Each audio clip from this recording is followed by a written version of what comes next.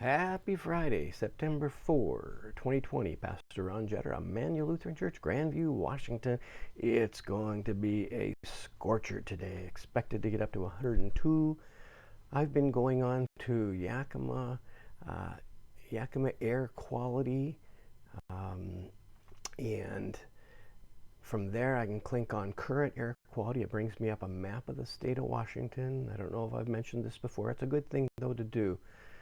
And on the state of Washington, you'll see little dots where are all of the testing stations that measure different kinds of particulates, but especially it's called the 2.5 parts per million.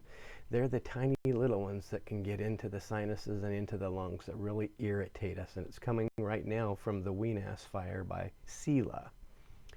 And we've been going right between 150, 200, right around there, and it gets over 200, then we're in the hazardous zone. So 50 and below, it'll be green, it's normal. 50 to 100, it's yellow, it's called moderate.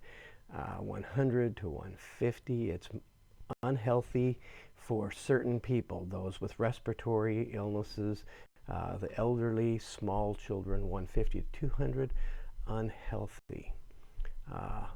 200 to 300, hazardous. Over 300, extremely hazardous. And it has been over 300 the last 2 years in a row in late August, early September.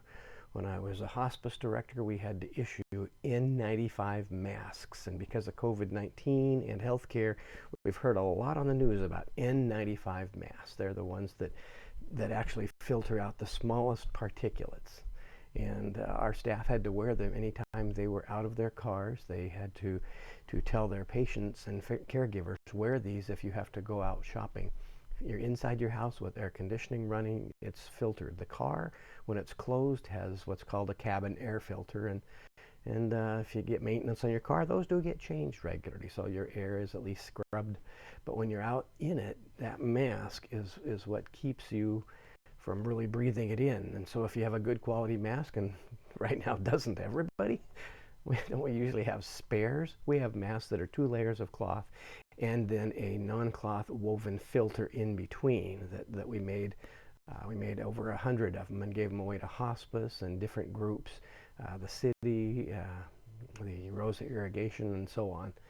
And so we may be wearing them just to be outside. But when it's 102, none of us want to be outside. And with the air quality as bad as it is, there's 2 reasons to stay indoors today. I'm indoors right now with my green screen behind me, which I use Sunday mornings for the purpose of making it look like I'm in the chancel of the church. Hopefully in the next few weeks, I'll be in the chancel of the church as soon as we can get an internet signal in there. Now, back to the story. Jacob wrestled with God. God says, "You are now Israel." However, the storyteller inserted that into the narrative, but the narrative that continues will continue to refer to Jacob as Jacob, not Israel, for some time. And that's one of these little tips that we've got different storytellers bringing in different details. Jacob and the ladder, Jacob wrestling with God, are the work of one group preserving those details that emphasize who God is. This storyteller is the narrative of the people of God, of the patriarchs, Abraham, Isaac, and Jacob. Chapter 33. We've been working up to this. We've been waiting for this. Dwayne "The Rock" Johnson. I love him. He's great. He was on the news. Apparently he and his wife and their 2 small daughters have tested positive for COVID, and the girls had a mild case. Dwayne and his wife, they're in very good physical shape, but they've had a little bit of a battle, he says. But this is the kind of story you're thinking that when Jacob, who's probably tall, bearded, thin, and he's worked very hard. He's got all these kids and wives. And imagine then Dwayne "The Rock" Johnson as Esau. Remember the story of their birth? Remember that one cute line? "Behold, I am a hairy man. My brother is a smooth man." Jacob is smooth. Esau, hairy. He was red and rugged of skin and quite hairy, almost animal-like in his behavior and his appearance. And so here's now this mountain of a man.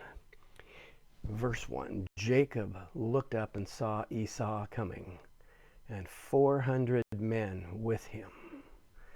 He looked up. He's in a valley with these 4 droves of offerings, these herds that he has prepared to appease his brother. He looks up, and his brother is crossing the ridge. So, just imagine some of that music from the old Clint Eastwood spaghetti westerns. And there's Esau on his horse in the middle, and 200 men on each side on their horses with spears. And Jacob, his heart pounding, but he has wrestled with God, and so he stands firm. He divided the children among Leah and Rachel and the 2 maids, put the maids and their children in front, then Leah with her children and Rachel, Joseph last of all. So little Joseph, his favorite son, the only child born of Rachel, his beloved wife, last of all to protect him. He himself went on ahead of them, bowing to himself to the ground 7 times until he came near to his brother. So this is retelling the story, just in case we have forgotten. Verse 4, but Esau ran to meet him and embraced him, fell on his neck and kissed him, and they wept. Wow. That's gospel. Esau, who had every right to demand his brother's life, to demand his brother's property, to demand his brother be beaten, humiliated, to demand an apology from his brother on his knees, instead says, hey, good to see you. It's been too long. Wow, remember when we were kids? And yeah, wow. Why did Esau do that? When Esau looked up and saw the women and children, he said, who are these with you? Jacob said, the children whom God has graciously given your servant. Then the maids drew near and their children and bowed down. Leah likewise and her children drew near and bowed down. Finally, Joseph and Rachel drew near and bowed down. Esau said, now what do you mean by all this company that I met?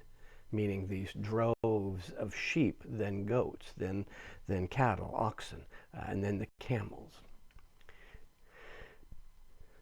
And Jacob answered, to find favor with my Lord. But Esau said, I have enough, brother. Keep what you have for yourself. Jacob said, no, please, if I find favor, then accept my present from my hand. For to see your face is like seeing the face of God.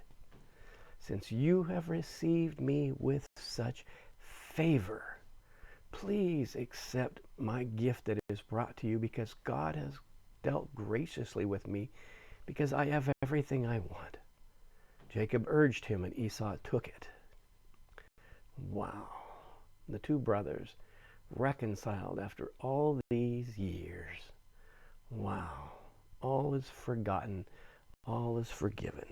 And Jacob is grateful and says, please accept this as a thank offering, because to me, you are as gracious as God. What happened to Esau? How did he lose the grudge? We don't know, because this isn't Esau's story. But today, Esau certainly gets the, what do you call it, the supporting actor, best supporting actor role. Wow, what a guy. Esau said, let us journey together. I'll go alongside you. Jacob said, my Lord knows that our children are frail. The flocks and herds which are nursing are a care to me. If they are overdriven for one day, the flocks will die. Let my Lord pass on ahead of his servant, and I will lead on slowly, according to the pace of the cattle that are before me, according to the pace of the children, until I come to my Lord and Seir. So Esau said, let me leave with you some of the people who are with me. But he said, why should my Lord be so kind? Esau returned that day on his way to Seir, but Jacob journeyed to Sukkot and built himself a house and made booths for his cattle. Therefore the place is called Sukkot, or Succoth, Succoth. Interesting enough, Jacob built booths so that his cattle would have shade, places to put grain and other things that they had grown, and these booths became a symbol of the blessing of God. It became a harvest festival. Every October or late September, there is the Feast of Sukkot, known as the Feast of Booths, or the Feast of Tabernacle, because the word booth, tabernacle, and tent are all Sukkot in Hebrew. Same word. Later on, then, in the story of Moses, we'll find that they have this artifact that they call the Ark of the Covenant. They put it in a Sukkot, a booth, a tent, a tabernacle. The details of the story keep being woven back in. So this is a new thing that has now been given to us, this tent that becomes very special to them. And the tent that symbolizes the blessings God has given Jacob, the blessings of children and wives, the blessing of flocks and cattle, the blessings of land to pasture, and the blessings of a brother who loves and forgives beyond measure. See you tomorrow.